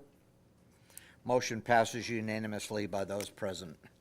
Brings us to item 8I, the appropriation of $20,000 from the NEF Environmental Fee Special Revenue Account for continuing the Chapman Elementary School composting pilot program and expanding the program to Doolittle School. Ms. Pearson. Be it resolved that the Town Council approves Resolution Number 081324-10. Be it resolved that pursuant to the recommendation of the Sustainability Committee, the Town Council appropriates $20,000 from the NIPS Environmental Fee Funds to continue the organic waste diversion pilot program at Chapman School and expand the program to Doolittle Elementary School.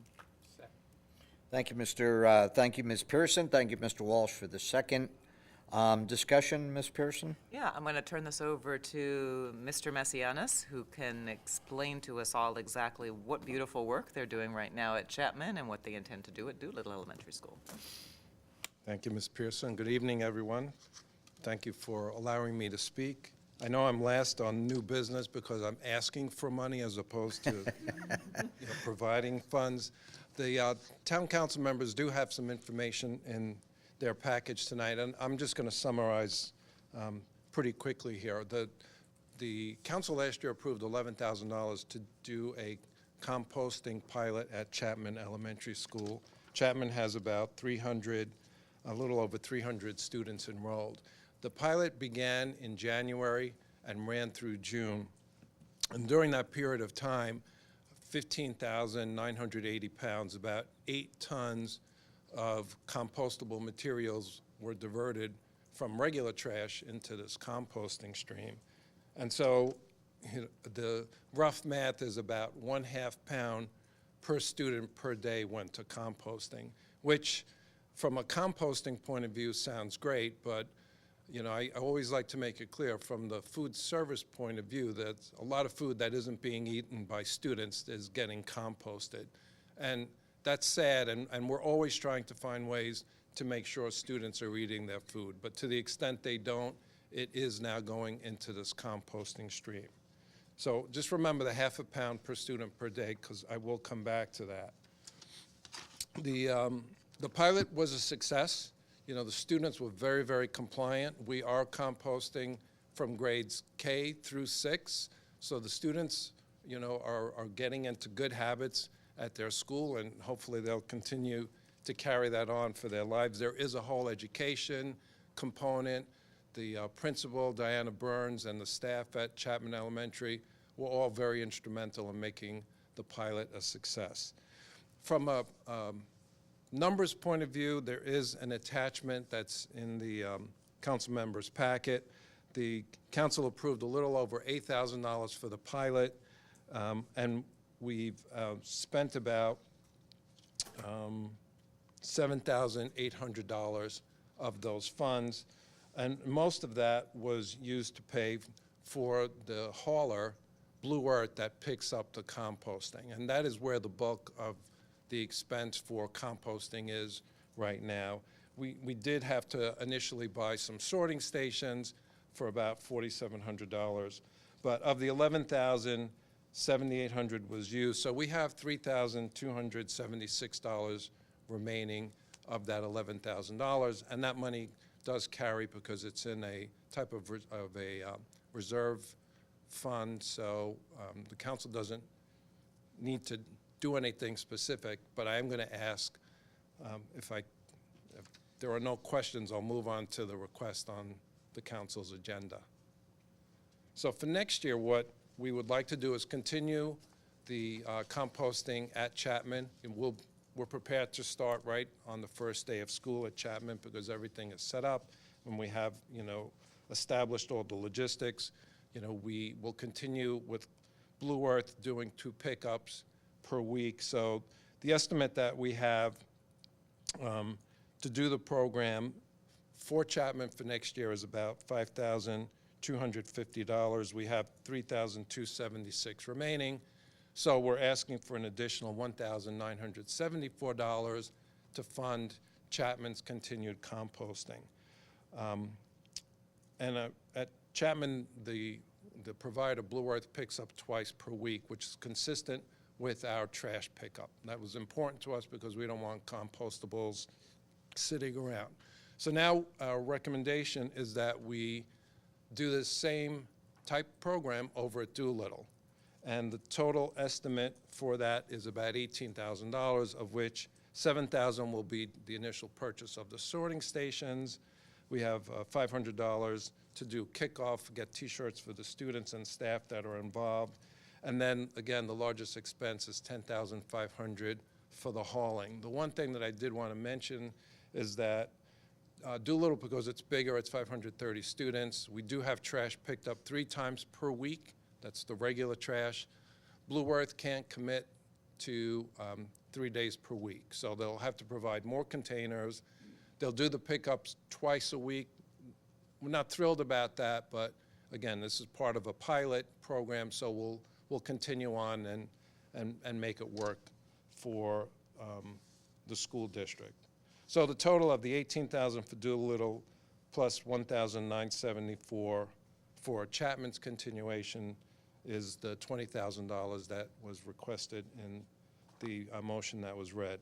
I will just add one more piece of information that I think is important, and that is that legislatively, in this past session, the legislators passed Public Act 2445, which requires, as of July 1 of 2026, any K-12 school building that's generating 26 tons or more of compostable materials has to compost. Right now, the composting we're doing is not required at all. So by 2026, when this kicks in, we will, by law, have to compost at any school, and the rough math is at a half a pound per student per day. Any school that's got 600 or more students, assuming that half a pound per day works, and that's part of what we will measure as we're looking at Doolittle and Chapman next year, we'll have to compost. So that means that at Cheshire High, Doolittle, Highland, as well as the 2 new schools that will be open in August of 2026, will have to be doing this composting as well.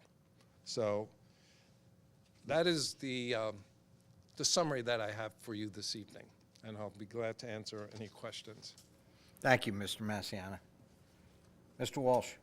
And because it's going to be a state mandate in 2 years, I would ask that the Board of Ed start looking at this as a line item in your budget in the next year or so, because, you know, this pilot program is fine coming to us for these, but as you're going forward, I think you'd have to put it into your budget, because who knows how long this NEF program is going to last, and you know, I don't know if we'll have enough to cover all the schools that we'll have to do on that. And a second question is, I think I've asked you, and I don't know if you could answer this, the amount of trash that, you know, I don't know how, when our trash is being picked up at the schools, if we pay just by per pickup or by the pound, and are we saving any money in that way, or? It is by pickup, but there is a cost per ton, and I believe Sean said it's about $100 per ton. So if you look at Chapman, the offset, which, you know, was roughly 8 tons, was about an $800 reduction. So it's certainly more expensive to compost right now. 2 years from now, when this mandate goes into effect, I mean, I'm hoping that there are some solutions where we don't have to pay a separate hauler, you know, this much money to haul the composting separately, but we'll see what I have happens. to imagine there's going to be other companies who might want to get involved, since there's going to be a state mandate across the state, so I'm sure there's going to be others who might see some way to make money on it too. Yeah. So, you know, I'm happy that the legislators did push the mandate out to 2026. Universities, by the way, have to start in 2025. They produce a lot more waste than we do. Those, you know, they're generally a lot larger than our schools, but, you know, there's more changes coming, and hopefully there'll be some cost-effective ways to remove the compostable and send it to a composting stream. Ms. Pearson. I just want to say thank you. I'm glad to see that Cheshire is ahead of the curve and we're being proactive on this front rather than reactive. And so we're going to be prepared for that legislation or the mandate when it comes to be. And I just want to thank you, and I want to thank Erica Biaghetti and all of the folks at Chapman who helped to make this very, very successful, and all the students who are involved, and look forward to seeing how this parlays into success at Doolittle. So thank you. Well, we do thank the funding which made this possible, so appreciate that very much. Mr. Valiber. Yes, I'm glad to see that this is, you know, expanding. Obviously, obviously the mandate is going to obviously cause us to move beyond just the elementary school level, but I'm glad to see it is something that we're able to do, able to fund, and that it's been successful.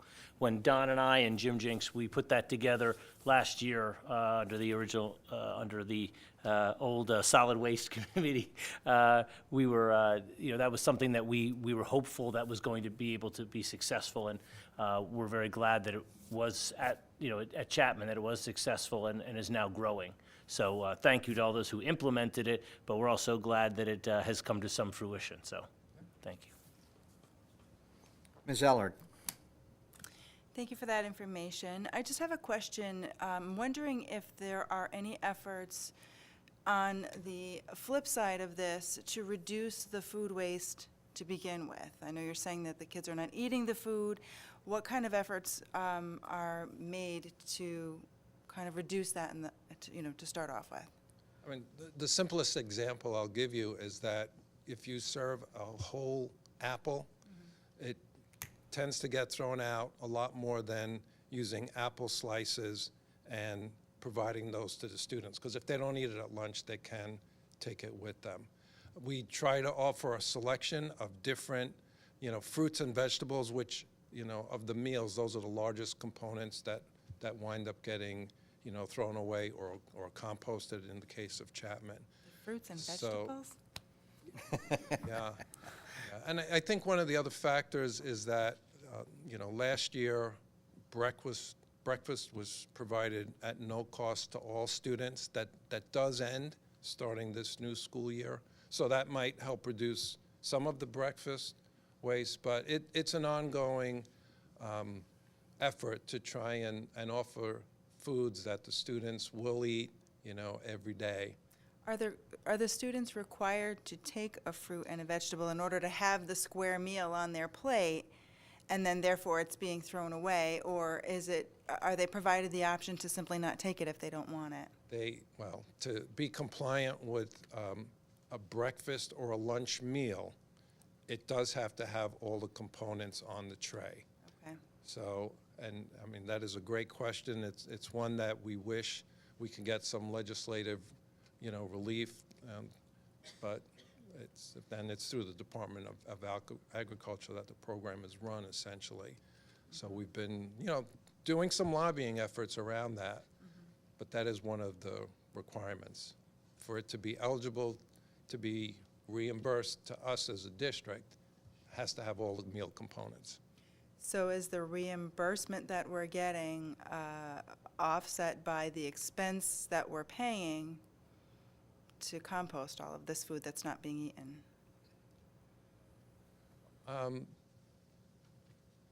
Well, it's hard to answer that question specifically. I will tell you that the food service program is a self-sustaining financial program for the school district, and we generally do run in the black.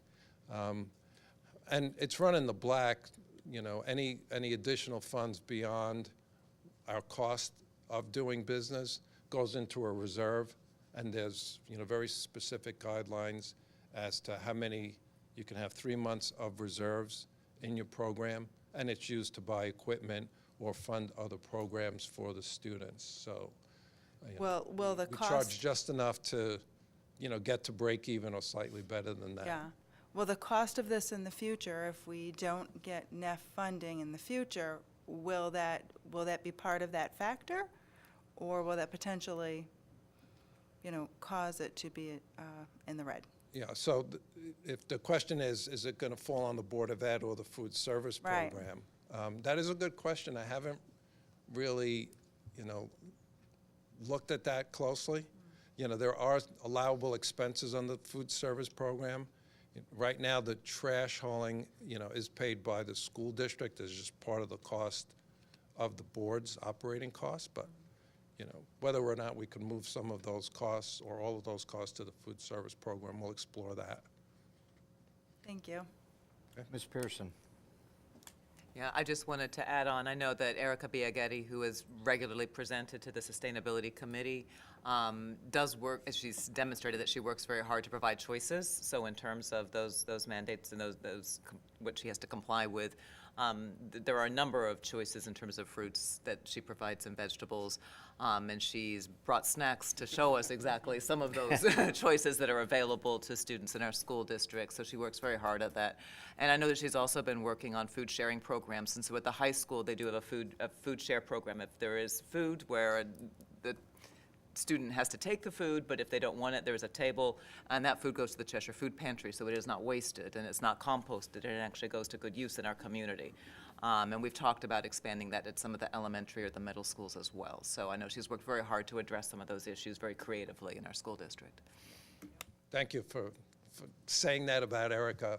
But yeah, she's excellent as a food service director. And there's so much to running a successful food service program. She does a great job, and I don't want to bore you with all the details, and I certainly didn't want to bring Erica here because she will talk a lot longer than I ever can on the product. Seeing no other questions, just a quick one, or maybe a comment, Mr. Massiana. It seems like at least from the startup of these programs, that the individual stations, which are 1750, and that was when Chapman was first set up, that's one of the bigger expenses. It probably would be beneficial to, during capital next year, to put in the funds for the other 5 schools right away, and maybe we just go ahead and buy those and then use NEF to supplement or kind of reimburse the town for some of those expenses. But I'll let Mr. Jascott figure out how we move that around. But just something to, to think about. I think to Mr. Walsh's point that, we might as well get this, on the books ahead of time, so. So noted, and now I have many witnesses, Jim, so you cannot cut it out of my budget. Seeing no other questions, I'll call for a vote. All those in favor? Motion passes unanimously by those present. Thank you, Thank you Mr. very much. Good Massian. night, everyone. Appreciate it. Concludes our new business items, and it's a good thing because my screen just went to sleep here. So moving to the town manager's report, Ms. Talbot. I'm obviously not Sean Kimball, but I will be giving his report this evening. I will be brief. Just a reminder that there's bridge construction on Industrial Avenue, and it's going to be closed to all through traffic, including emergency vehicles, for about 3 months while the construction is being undergone right over the right over the river. Access to local businesses will be maintained, and you'll be able to get close by going around and coming in by a different direction.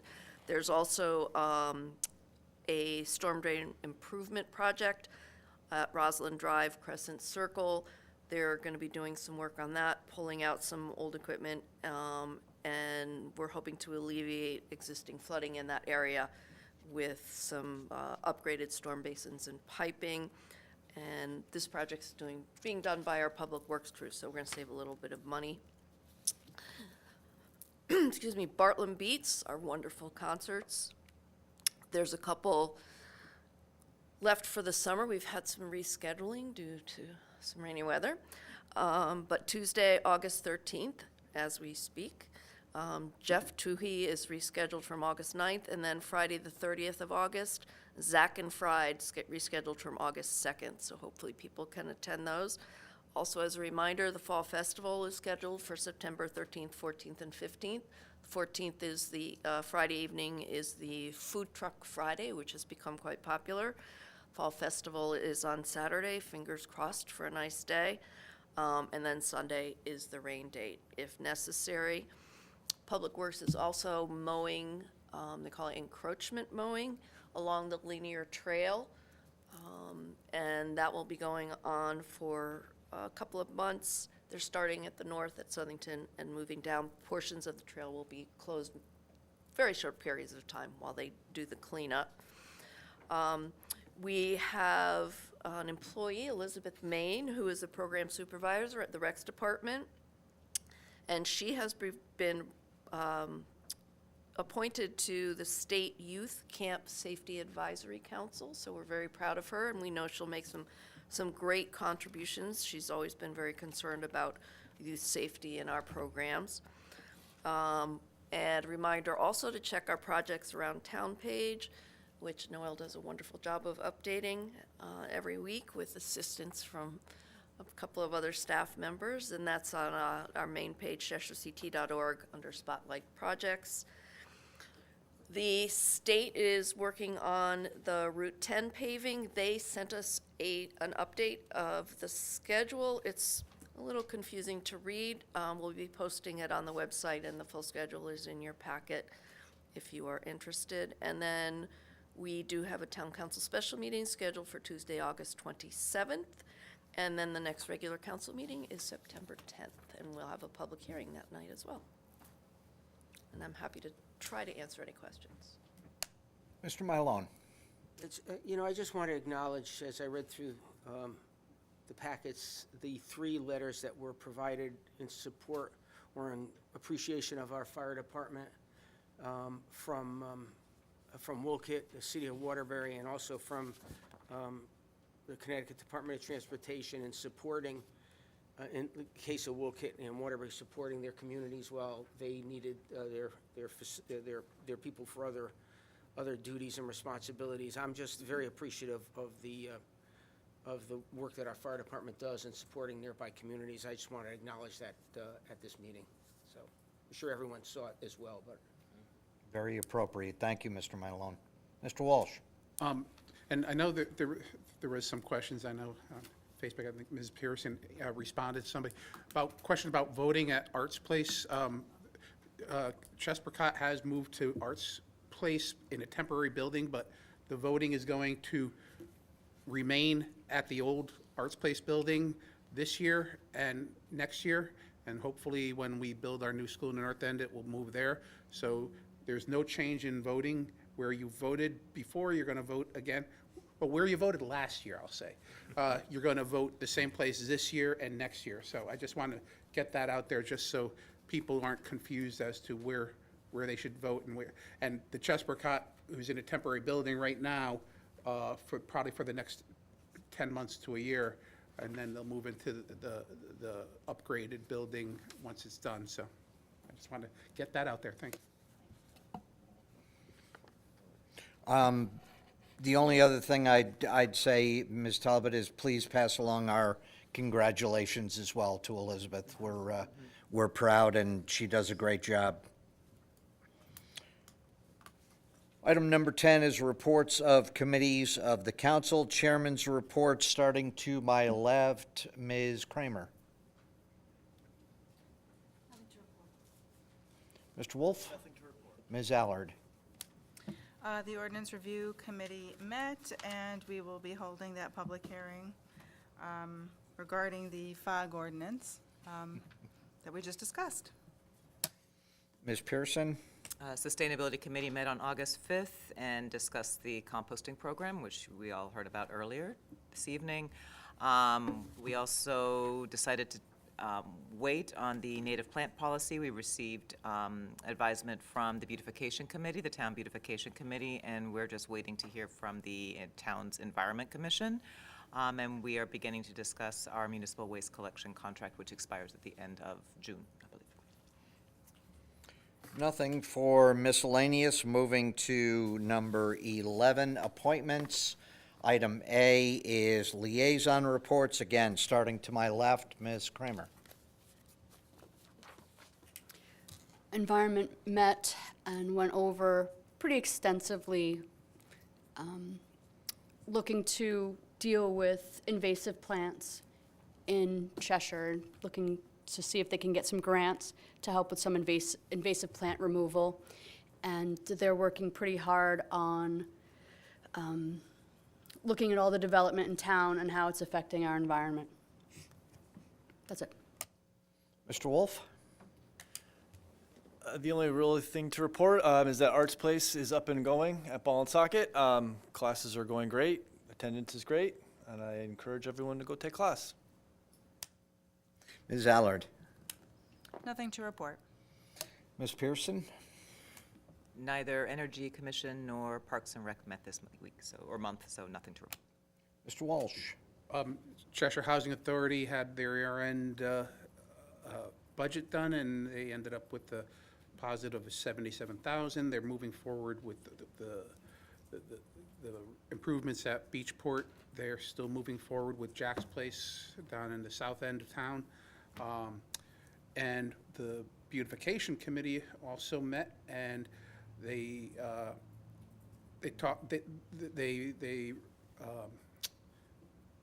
reviewed a planting area over on King Road, on the corner of South Main and King Road. They'll be ripping out all the bushes and things like that there, and they have a new planting program there because the shrubbery and everything was getting so high, it was hard to pull out of King Road onto Route 10. They also approved the senior center landscaping, and They decided to just do irrigation where the plantings are and not on the lawn irrigation, because there's enough shade there. They don't think they needed it there. And finally, Mr. Martelli did distribute the preferred planting list that was approved by the Beautification Committee back in 2004. They will be going over that and at the next meeting, making any changes to that.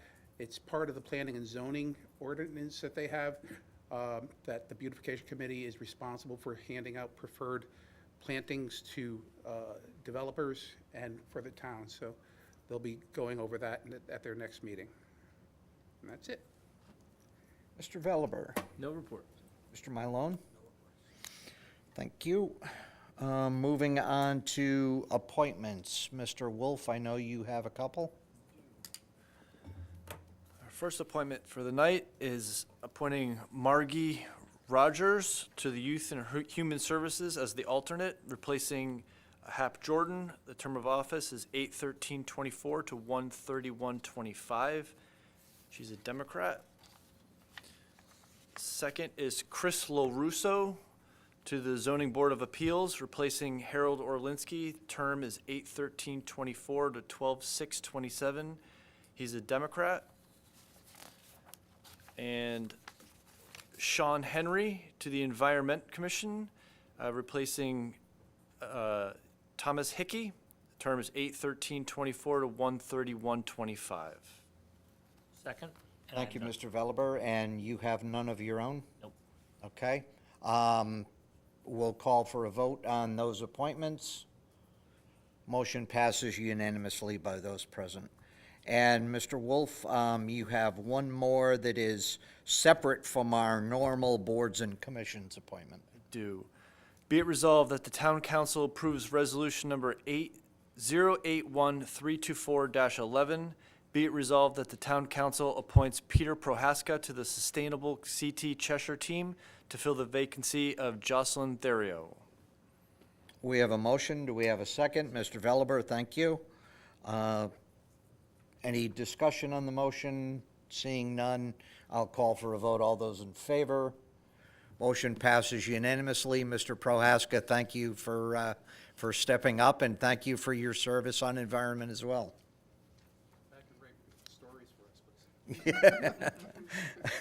Item number 12 is Town Attorney Report. Mr. D'Onofrio, do you have anything for us? The only thing I'd report on is, last month I was asked to assist the Chesprocott Board with respect to getting that tenant fit-up project underway. So I did attend a remote meeting to talk about project delivery methods with the board, and then a subsequent remote meeting with Brian Humes, the architect, to lay out what he needs to do in terms of the scope of his proposal. So that's underway. Excellent. Thank you for adding your expertise. Sure. Item number 13, council communications. A, letters to the council. Ms. Allard, I believe you have one. The council did receive correspondence from a Cheshire resident on Tuesday, July 16th. It reads, "Hello, hope this finds you well. I'm hoping the council will consider a serious discussion regarding limiting the hours of construction and associated industrial noise pollution. My understanding is that there is no, quote, noise ordinance in Cheshire, but even New York City attempts to limit the hours of construction work that affects neighbors. I'm currently experiencing yet another day of work that started before 8 a.m. and continues as I write this.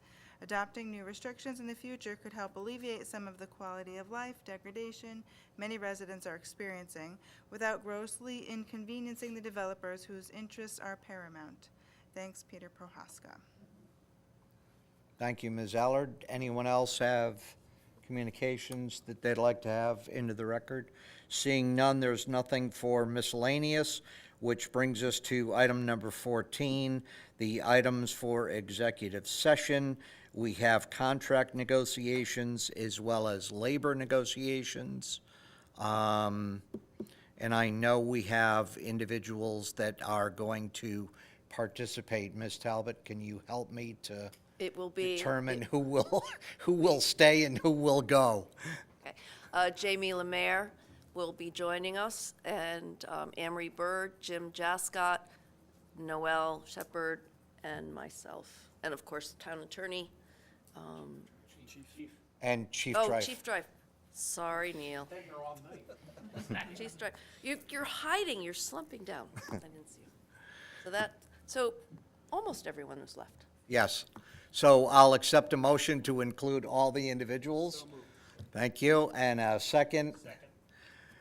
We are in executive session. Thank you, Mr. Veliber. And there is no action to follow, so we will excuse Mr. Salamini.